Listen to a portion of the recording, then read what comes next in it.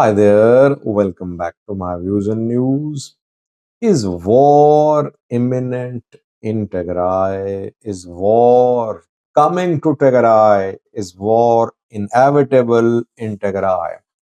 An Ethiopian opposition politician last night predicted that war is inevitable.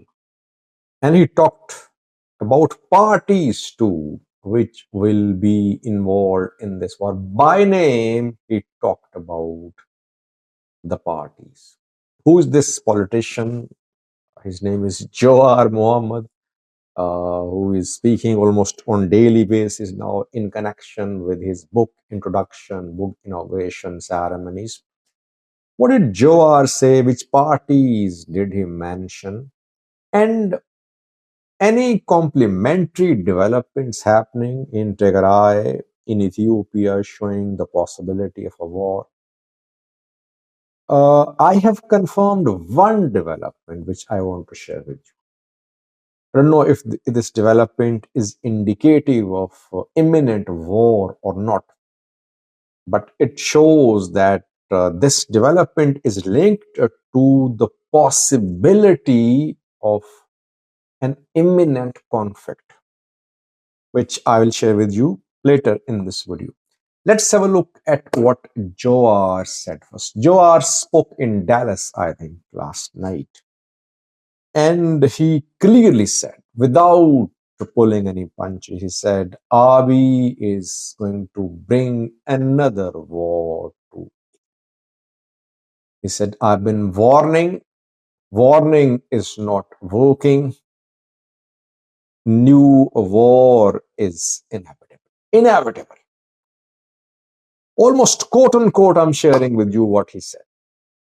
And he mentioned the parties too, which will be parties to this war. On one side, there'll be Abiy, PM Abiy, and Getachew group. Getachew, Sadkan, Abiy on one side. On the other side, Eritrea and TPLF, Debrecen. He said he's been warning that Abiy will ignite another conflict in Ethiopia, and this is what is happening. Now, question viewers, is Joar's talk based on intelligence? Did he get information from the ground? Or is he trying to get support from Tigray by telling Tigrayans that you are in danger, a new war could erupt on your territory, and I am warning about it. You should support me. I am against wars. I don't want wars. Jawar gave an interview, I think, 3 to 4 days ago, to a Tigrayan journalist. And the journalist wanted him to condemn Eritrean role in Tigray's war. He did not explicitly condemn. That is why he's been facing criticism from Tigrayans and Tigrayan diaspora, Tigrayan viewers, saying that Jawar talks for people of Tigray when it comes to condemning the actions of Eritrean military, Eritrean government. He hesitates. He is trying to appease Tigrayans, and that is why he's saying that war is imminent. But definitely his connections too. I mean, generally he's busy all day in social media, sharing posts, pictures, videos, or delivering speeches, selling his book in the US these days. But it does not mean that he has no connections. He has connections. He has way more connections than others. He's not a social media activist only. He is a politician as well. He led a movement. He was part of a main movement to topple the government in the past. So he has definitely connections to. If his talk is based on analysis, analysis can be wrong. But if his stock is based on intelligence which he collected, which received from Ethiopia, from Tigray, then it's alarming. It means that war will happen now. The hostilities have reached a level from where there is no return. Rather, the parties will move towards direct escalation. Now, I don't know if Jawar's stock is based on intelligence or it's purely analytical. But wars don't happen overnight. Wars means militaries fight. So when we say war, it means militaries are fighting. That is what war is. Generally, militaries fight. That is what we call war.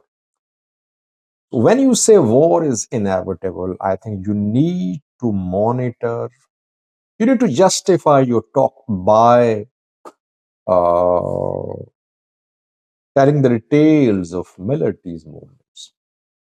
If militaries are being put on alert, if preparations are being made, if deployment is being made, if relocation of forces is being made, it's then an obvious indication that war is coming. Somehow, I have not been able to confirm large scale mobilization of military on Ethiopian or on Eritrean side. That is why, whenever people say war is imminent between Ethiopia and Eritrea, I say that I will only confirm the possibility of war if there is corresponding developments on the ground, like military mobilization. Militaries make plans in advance. They don't wage wars overnight. One development I've been able to confirm, and that is increased entry of fuel into Tigray from the Afar region. Some sources from Afar have confirmed this is Sajid. In recent days, we've seen increased entry of fuel tankers into Tigray from Afar, from Samra. In the past, from Yellow Warrior of Afar, these fuel tankers used to enter Tigray. Again, we're seeing movement of fuel tankers from Afar towards Mihoni, which is in southern Tigray. Southern Tigray is the stronghold of Gita Choredas. Are they storing fuel and supplies and preparing themselves for a major escalation against the military, against Debretsian supporters? Maybe they fear that military could try to remove Getachew by force, and that could lead to start of internal war. So they're making preparations in southern Tigray, it seems. By the way, Debretsian supporters have been accusing Getachew of arming, training militias in southern Tigray. And when military 3 days ago issued a statement calling for restructuring of Tigray interim government, military clearly said that no armed entities will be allowed to operate. All should come under one command, which was rejected by Tigray interim cabinet in its counter statement. Did military indirectly make a mention of the militias being trained by Getachew in southern Tigray? Military wants to disarm, disband those militias. If militias are there, it's going to be an uphill task to remove Getachew from power, it seems. So I have not been able to confirm ENDF's large-scale mobilization to wage war on Eritrea or EDF's large-scale mobilization on Eritrean side of Eritrea, Ethiopia, Eritrea, Tigray border. But tensions are definitely high in Tigray, especially in southern Tigray. This tension can envelop entire Tigray. You saw what happened in at Tigray yesterday. You saw what happened in another city where military tried to disperse Getachew supporters. That led to start a physical confrontation between military and Getachew supporters, who were detained, who were beaten, some were injured as well. So we cannot say that Ethiopia and Eritrea, Abiy and Isaias are preparing for a major war, but the tension in Mekelle could turn into armed escalation, which could draw in others too, not just internal regional players, but players like Addis Ababa and us. This is what I can say. Thank you for watching.